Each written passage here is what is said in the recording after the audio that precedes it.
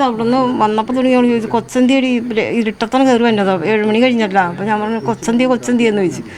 മിണ്ടൂല. ഇവിടെ കയറി വന്നപ്പോൾ അച്ഛൻ ഇവിടെ ഇരിപ്പുണ്ട്. അച്ഛനെ ചോദിച്ചു മിണ്ടൂല. മോളും ഉണ്ട്. ചോദിച്ചിട്ട് പറയണില്ല, ഒരു കൂസലും ഇല്ല. കൊച്ചൻ്റെ അച്ഛൻ ചോദിച്ചു പറയുന്നുണ്ട് കൊച്ച് വണ്ടിയിൽ വെച്ച് കൊച്ചങ്ങോട്ട് പോയി എന്ന് കണ്ടില്ല, അങ്ങനെ പറഞ്ഞവള്. ആ വരും, എന്തെങ്കിലുമൊക്കെ പൈസ ഒക്കെ മതി, വേറെ ഒന്നും വേണ്ട. അപ്പം ഞങ്ങൾ എന്തെങ്കിലും പൈസ എന്തെങ്കിലും വേണ്ടി കൊടുക്കും. എപ്പോഴും ഇല്ല, മാസത്തിലൊക്കെ.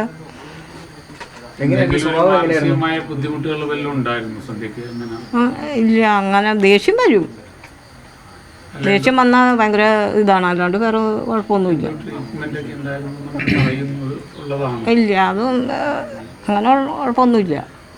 എന്തെങ്കിലും കാര്യത്തിൽ ഡോക്ടറെ കാണിച്ചായിരുന്നു? ബുദ്ധിമുട്ട് അവർക്ക് ഉണ്ടായുള്ളൂ. എന്തെങ്കിലും കാര്യത്തിൽ ഡോക്ടറെ കാണിക്കുക എന്തെങ്കിലും ചെയ്തായിരുന്നു? ഞങ്ങൾ ഈ ഇതിന് കൊച്ച് ഇനി ഇവിടെ ഇങ്ങോട്ട് വിടുന്നത് പിള്ളേരെ ഇവിടെ അടുത്താക്കിക്കൊണ്ട് ഞങ്ങൾക്ക് അങ്ങനെ പോകാൻ പറ്റില്ല. അതുകൊണ്ട് ഇവിടെ ഡോക്ടറെ കാണിക്കണമെന്ന് പറഞ്ഞെങ്കിൽ ദേഷ്യപ്പെടണമായിരുന്നുകൊണ്ട് എന്തെങ്കിലും പറഞ്ഞാൽ അവൾ ദേഷ്യപ്പെട്ട് ഭയങ്കര ഇതാണ് അമ്മോടൊക്കെ. ഇവിടെ അങ്ങനെയൊന്നും ഉണ്ടായില്ല, അത്രയും കുഴപ്പമില്ല. അങ്ങനെ ഭയപ്പെടുത്താൻ ശ്രമിച്ചു എന്നൊക്കെ പറയുന്നുണ്ട്. ഐസ്ക്രീം അങ്ങനെ കഴിക്കരുതെന്നൊക്കെ പറഞ്ഞിരുന്നു. അങ്ങനെ ഒന്നുമില്ല. അതെന്തെങ്കിലും ഈ അമ്മയിലെ എന്തെങ്കിലും വടിയോ കൊച്ച് അടിക്കും പിള്ളേരെ. ചില ആളുകളൊക്കെ പറയുന്നത് മുൻപും മോളെ ഭയപ്പെടുത്താൻ ശ്രമിച്ചിരുന്നു സന്ധ്യ എന്നൊക്കെ പറഞ്ഞ അങ്ങനെ വല്ലതും ഇല്ല. ഞങ്ങള് അവിടുന്ന് ഇടക്കിടക്ക് ഇങ്ങനെ വരാറുണ്ടോ? എന്തെങ്കിലും പ്രശ്നങ്ങൾ എന്തെങ്കിലും വരും. എന്താ കുടുംബ പ്രശ്നങ്ങൾ വല്ലതും ഉണ്ട്.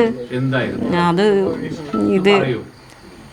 ഇത് ഭർത്താവ് ഇത്തിരി കുടിക്കുകയൊക്കെ ചെയ്യും. പിന്നെ ഈ തല്ലും വഴക്കും എന്തെങ്കിലും പറയുമ്പോ അങ്ങനെ ഉള്ളതാണ്. അവൻ സ്നേഹത്തിലല്ല.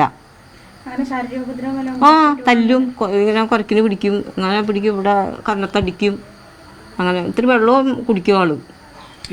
പറയാറുണ്ടോ അതൊക്കെ? പറയാനോ തല്ലൂന്നൊക്കെ പറയുള്ളൂ. ഞങ്ങൾ ചോദിക്കാം